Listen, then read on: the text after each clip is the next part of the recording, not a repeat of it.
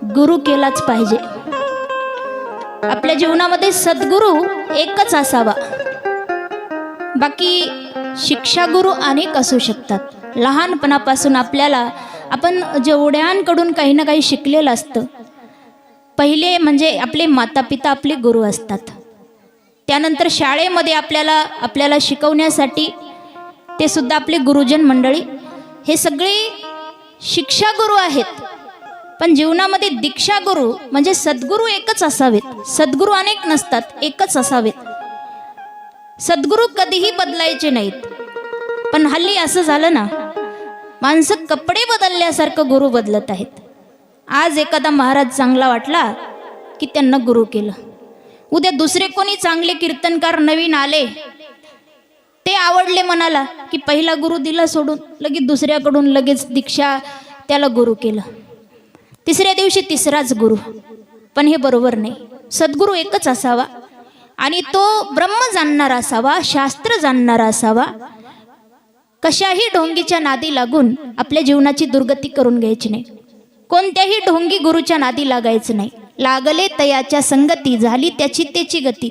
अधोगतीला जावं लागल जर तुम्ही ढोंगीच्या नादाला लागले। आणि आजकाल ढोंगी गुरु एवढे फिरत आहेत, सगळे ढोंगी। आजकाल गुरु शिष्यच चांगले राहिले नाहीत।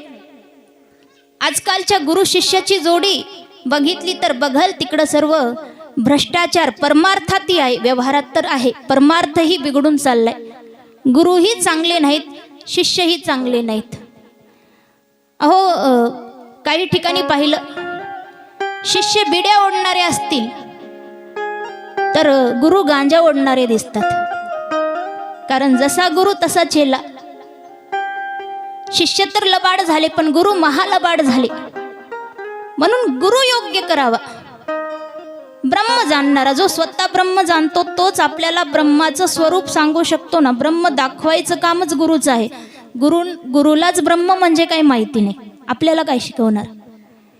नाहीतर हल्लीचे गुरु असे झाले, फक्त दिखावा, यायला काहीच येत नाही, फक्त राहायचं, शायनिंग मारायची, फक्त चांगलं थाटामाटामध्ये राहायचं, गुरु म्हणून मिरवायचं, लोकांनी जय जयकार करावा, लोकांनी पूजा करावी, भरपूर दक्षिणा द्यावी, बस एवढंच काम आहे। यायला काही येत नाही त्यांना, विद्वत्ता नाही, ना देवावर प्रेम नाही, ना भक्ती नाही, ना ज्ञान नाही, ना वैराग्य नाही, सर्व शून्य आहे।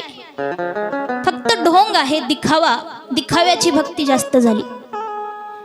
एकदा एका शाळेमध्ये अचानक शाळा तपासायला काही साहेब लोक आले। अचानक आले, न सांगता आले। आणि जसं वर्गात गेले ना, वर्गात पाहिलं सगळे मुलं धिंगाणा करत आहेत, मुलांचा धिंगाणा सुरू, आणि गुरुजी मात्र समोर खुर्चीवर मस्त झोपले आहेत। झोपलेत तर झोपलेत, घोरत आहेत जोरजोरानं। आणि अचानक साहेब आले, मुलांनी पाहिलं, मुले एकदम शांत झाली, आणि साहेबांनी गुरुजींना उठवलं झोपेतून। गुरुजी अगदी गडबडीनं उठले, तेव्हा साहेब म्हणायला लागले, गुरुजी तुम्हाला लाज वाटत नाही?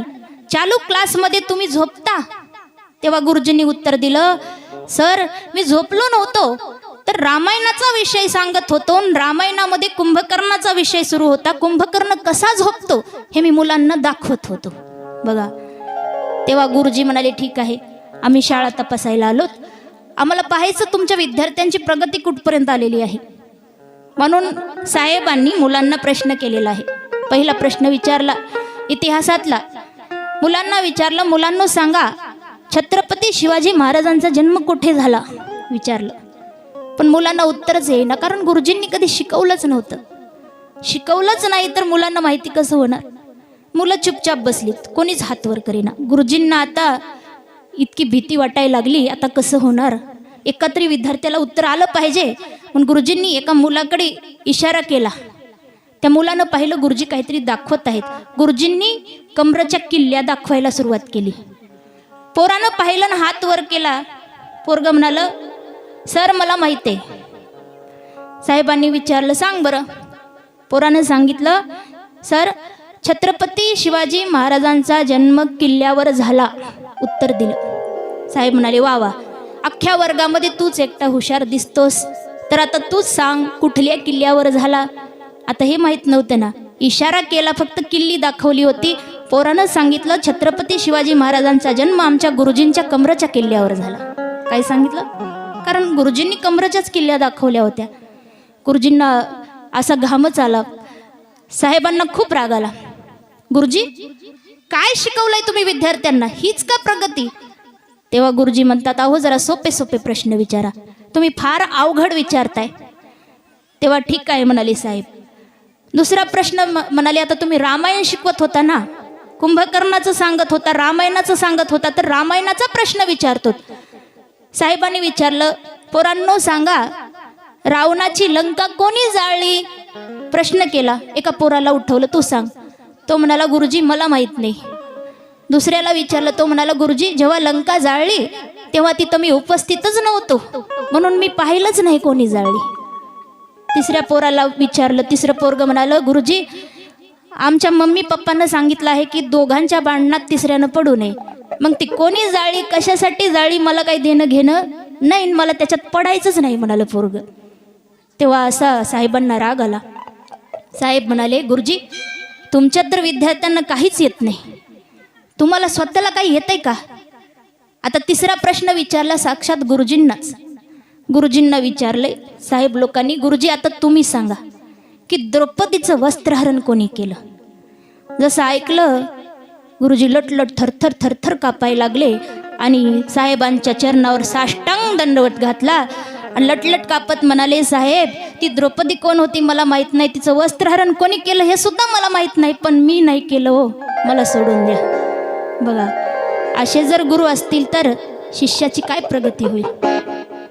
एकदा काही शिष्यांनी गुरूंना प्रश्न केलाय की गुरुजी व्यासपीठ म्हणजे काय, व्यासपीठ कशाला म्हणतात? तर गुरुजींनी त्या ठिकाणी उत्तर दिले गुरूंनी की रशिया नावाच्या देशामध्ये व्यास नावाचं पीठ असतं. जसं आपल्याकडे गव्हाचं पीठ असतं, ज्वारीचं पीठ असतं ना, तसं रशिया नावाच्या देशामध्ये व्यास नावाचं पीठ असतं, म्हणून त्याला व्यासपीठ म्हणतात. आता व्यासपीठ कशाला म्हणतात? ज्यावर ग्रंथ ठेवले जातात त्याला व्यासपीठ म्हणतात. पण ज्या गुरुला व्यासपीठ शब्दाची व्याख्या सुद्धा ठाऊक नाही, तो गुरु केला आयुष्यात तर आपलं काही कल्याण होईल का? कधीच होणार नाही. म्हणून गुरु आवश्यक आहेत, पण योग्य असावेत. योग्य सद्गुरू जीवनामध्ये आपल्याला योग्य मार्ग दाखवण्याचं काम करतात. राजा परीक्षित यांना या ठिकाणी सद्गुरूंची आवश्यकता पडली. त्यांनी देवाला